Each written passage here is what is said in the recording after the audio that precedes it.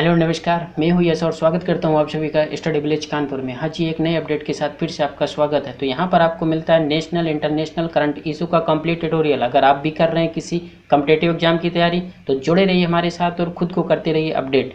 अभी हाल में ईरान में प्रेसिडेंट इलेक्ट किए गए हैं, वहाँ के नए प्रेसिडेंट चुने गए हैं। तो जानेंगे आखिर नए प्रेसिडेंट जो चुने गए हैं उनका बैकग्राउंड क्या है, और साथ में जानेंगे कि जो नए प्रेसिडेंट हैं तो इसका भारत पर क्या इम्पैक्ट पड़ेगा, भारत पर इसका क्या प्रभाव पड़ेगा, क्या आगे भारत और ईरान के बीच में कुछ और बेटर हो सकता है, जैसे कि इंडिया वहाँ से इंपोर्ट करता है क्रूड ऑयल।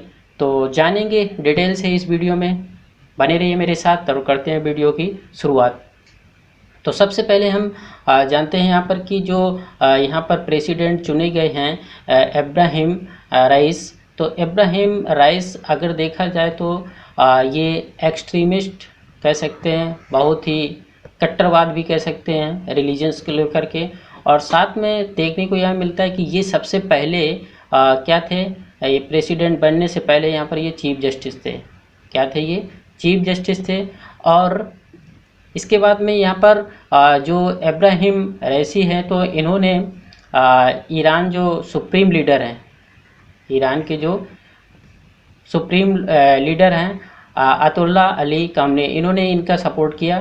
और सबसे पहले इनकी चीज़ ये है कि इनको अमेरिका द्वारा बैन किया गया था। किसको? ये इब्राहिम रईसी को। कब? क्योंकि ये इन्होंने जब ये चीफ जस्टिस थे तो यहाँ पर इन्होंने 5000 लोगों को जेल में डाल दिया था, और फांसी भी बहुत ज़्यादा लोगों को जेल में डाला था और फांसी भी दी गई थी। कब? 1988 में। तो 1988 में ये इनके साथ एक कांड हुआ था। इस वजह से इनको अमेरिका ने क्या कर दिया था? बैन कर दिया। अब बैन करने का मतलब यहाँ पर ये नहीं था कि अब ये अमेरिका नहीं जा सकते हैं, कोई बात नहीं। साथ में इनके जो अकाउंट्स थे, जो बैंक अकाउंट थे, उनको फ्रीज कर दिया जाता है कि कोई यहाँ से ट्रांजैक्शन ना हो सके फॉरेन से। इस तरीके का इनके पे बैन लग जाता था, बैन लगाया गया था यूएसए द्वारा। तो देखने को यहाँ मिलता है कि हमारे पीएम प्राइम मिनिस्टर को भी बैन किया गया था जब वो गुजरात के सीएम थे। तो अब आगे क्या है कि यहाँ पर देखने को मिलता है कि ये बैन हटेगा कि नहीं हटेगा, क्योंकि देखा जाए तो ईरान कंट्री पर भी बहुत सारे सैंक्शन लगे हुए हैं, और ये पर्टिकुलर इन पर सैंक्शन था जो इनको बैन किया गया था, लेकिन ईरान कंट्री पर भी बहुत सारे सैंक्शन लगे हुए हैं। अब ये प्रेसिडेंट बनने के बाद में जो बाइडन और इनके बीच में क्या होता है आगे देखने को मिलेगा। और यहाँ पर जो उस समय पहले जो यहाँ पर प्रेसिडेंट थे वो रूहानी थे, तो रूहानी के जो सपोर्टर थे वो डिस्क्वालीफाइड हो गए। लगभग में लोगों ने, तो बहुत सारे लोगों ने यहाँ पर नॉमिनेट किया था, लेकिन सिर्फ 4 कैंडिडेट ही यहाँ पर क्या हो गए, 4 कैंडिडेट को ही इलेक्शन में नाम नॉमिनेट किया गया। और इलेक्शन जो होता है तो यहाँ की जो एक गार्जियन काउंसिल है जो यहाँ की क्या करती है, जो भी कैंडिडेट अगर इलेक्शन लड़ता है तो यहाँ पर रजिस्टर कराती है, और फिर ये उनको क्या करते हैं कि उस कैंडिडेटों को उनका क्या एजुकेशन है और इनकी कंट्री के प्रति इनका कैसा रवैया है, और साथ में ये सारी चीज़ें देख करके उनको क्या करती है, इलेक्शन के लिए आगे के लिए प्रोसीड करती है। अब यहाँ पर क्या है कि इन्होंने क्या किया कि इनको ये इनके जो सपोर्टर थे, लेकिन अब यहाँ वहाँ का रूल भी है कि ये 4 साल में इलेक्शन होता है, और 4 साल इलेक्शन में वहाँ पर सिर्फ 2 ही बार जो वहाँ के प्रेसिडेंट है वो सिर्फ 2 बार ही प्रेसिडेंट बन सकते हैं। कहने को तो यहाँ पर ये है कि ये डेमोक्रेटिक अपने आप को मानते हैं, लेकिन ये डेमोक्रेटिक तो नहीं लगता है, लेकिन फिर भी अगर मानते हैं तो चलो हम भी मान लेते हैं, कोई बात नहीं। अच्छा, यहाँ पर देखने को मिला है कि जो वोटिंग थी तो पहले से कम वोटिंग पड़ी हुई है, और इनके जो सपोर्टर थे तो उनको कोई चांस मिला नहीं। और इनके साथ में ये जो कह सकते हैं भूतपूर्व बन गए प्रेसिडेंट, इनके सपोर्टर रूहानी, और इनके बहुत सारे फेलियर हैं कि इस बार ये क्यों फेल हुए वो आगे हम डिस्कस करते हैं, और क्या प्लस पॉइंट थे जो इस समय इब्राहिम रईसी जो बने हुए हैं प्रेसिडेंट, तो उनको ऐसा क्या प्लस पॉइंट मिला, ये सारी चीज़ें हम आगे डिस्कस करते हैं। तो यहाँ पर देखिए मेन जो गार्जियन काउंसिल है उसके द्वारा 4 कैंडिडेट को नॉमिनेट किया गया था। इन 4 कैंडिडेट में जो इब्राहिम रईसी थे जो इसमें प्रेसिडेंट बन चुके हैं, 60 साल के हैं। इससे पहले ये क्या थे, ये चीफ जस्टिस थे। और मोहसिन रजाई थे, ये भी 66 ईयर ओल्ड हैं और ये फॉर्मर क्या है, कमांडर थे चीफ आर्मी के। और अब्दुल नासिर हेमंती, इसकी बात अगर करते हैं तो ये भी 64 ईयर्स हैं और ये सेंट्रल बैंक के फॉर्मर चीफ हैं। और साथ में आमिर हुसैन हाशमी की बात करें तो ये 50 ईयर्स हैं, ओल्ड हैं और ये डिप्टी स्पीकर हैं। तो यहाँ पर देखने को ये मिलता है कि ये हेमंती जो अब्दुल नासिर थे, तो जो ये यहाँ से रूहानी थे, इनके ये सपोर्टर थे और ये इस समय इलेक्ट किए गए हैं इनको। ठीक है, तो यहाँ पर ये 4 कैंडिडेट हैं जो कि गार्जियन काउंसिल ने उनको नॉमिनेट किया था। 4 कैंडिडेट में जो इब्राहिम रईसी हैं, इनको वोट सपोर्ट मिला और ये यहाँ के प्रेसिडेंट बन गए। अब यहाँ पर देखने को ये मिलता है कि आखिर इनको प्रेसिडेंट क्या चुना गया, आगे की क्या हो सकता है। तो देखिए, ईरान जो था, तो ईरान वेस्टर्न कंट्री जितनी भी थी, तो ये जो क्योंकि यहाँ पर न्यूक्लियर प्रोग्राम जो था, तो Rouhani on the presidential election the first time is the promise during the tenure. तो जब रूहानी प्रेसिडेंट बने थे तो उन्होंने एक प्रॉमिस किया था कि ये जो इनका न्यूक्लियर प्रोग्राम है इसको आगे बढ़ाएंगे और इसको आगे ले जाएंगे।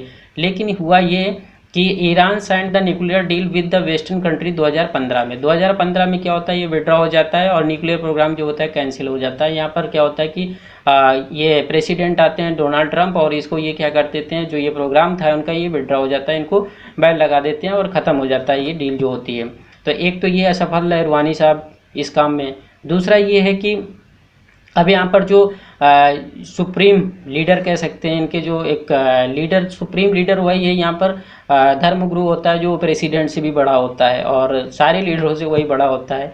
तो कैसा कैसा सिस्टम है पता नहीं। अब यहाँ पर क्या है कि एक्सपोज्ड द रसी रिस्पॉन्ड टू वेस्टर्न कंट्रीज़। तो उनका मानना ये है कि जो रसी है, जो रसीद है, जो इब्राहिम रसीद है, तो ये एक्सपोर्ट कर सकते हैं जो वेस्टर्न कंट्री हैं। और ये देखने को ये मिलता है कि ज़्यादा ही धर्मनिष्ठा और मतलब धार्मिक रिलीजन पर ज़्यादा ये बिलीव करते हैं। तो आगे देखने को मिलता है कि क्या हो सकता है।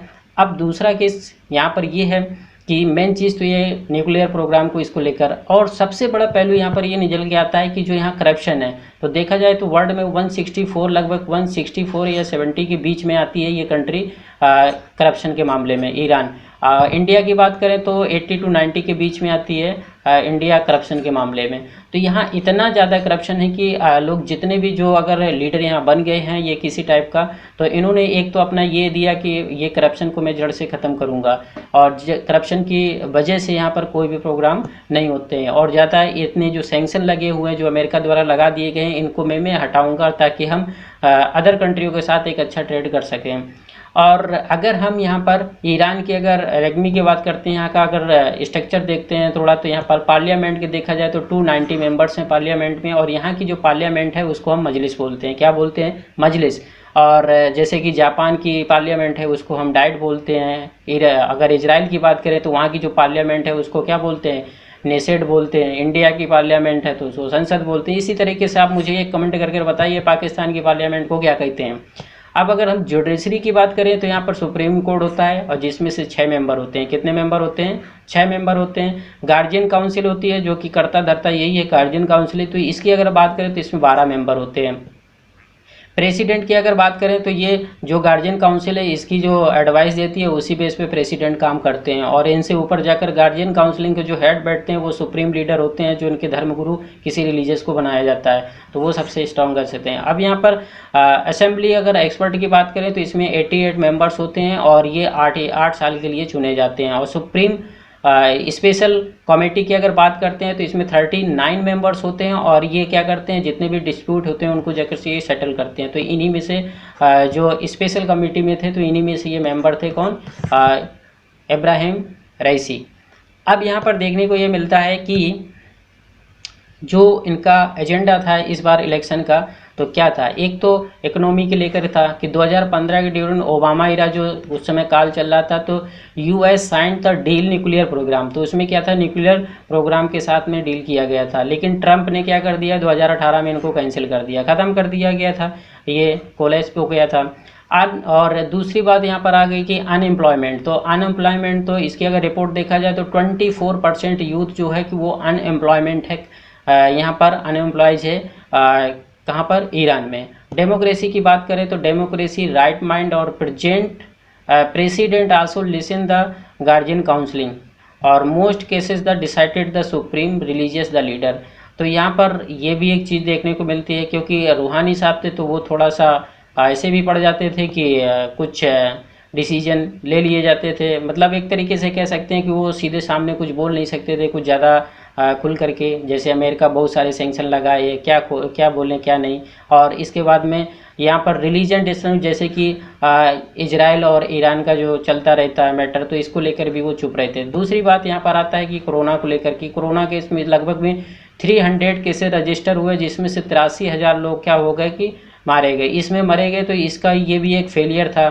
तीसरा बात यहाँ पर आता है कि डिप्लोमेसी की बात करते हैं तो no good relation the neighboring, जो पड़ोसी देश है उनके साथ में अच्छे रिलेशन नहीं। क्योंकि ईरान का अगर देखा जाए तो वहाँ चाहे वो इजराइल हो और इधर देख लीजिए इस साइड भी किसी नेबर के साथ में अच्छे रिलेशन नहीं है, तो दूसरा भी है। और यहाँ पर टेररिज्म की बात करते हैं तो टेररिज्म ग्रुप जो है वो भी हेल्पिंग करते हैं, जैसे हमास और वाई Israel US always the targeted. तो यहाँ पर यही है कि जैसे यहाँ पर हमास को लेकर के, तो इस तरीके के जो हमास फ़िलिस्तीन में तो इजराइल और उसके बीच में कॉन्फ्लिक्ट चलता रहता है।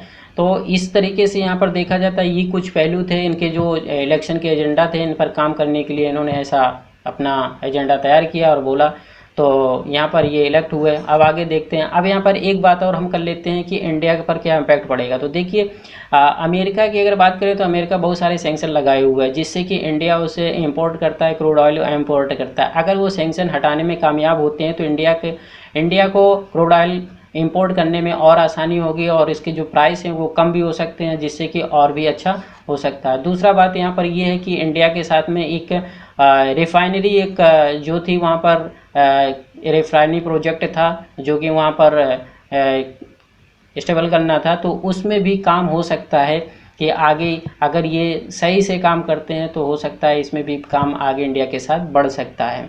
और आगे क्या अपडेट आती है, जो भी आगे अपडेट होगी तो मिलेंगे हम नेक्स्ट वीडियो में ईरान के साथ में। अगर वीडियो अच्छा लगा है तो वीडियो को लाइक करिए, शेयर करिए, कमेंट करिए। चैनल पे पहली आ रहे हैं तो सब्सक्राइब कर सकते हैं। मिलते हैं नए वीडियो में नए टॉपिक के साथ। जय हिंद।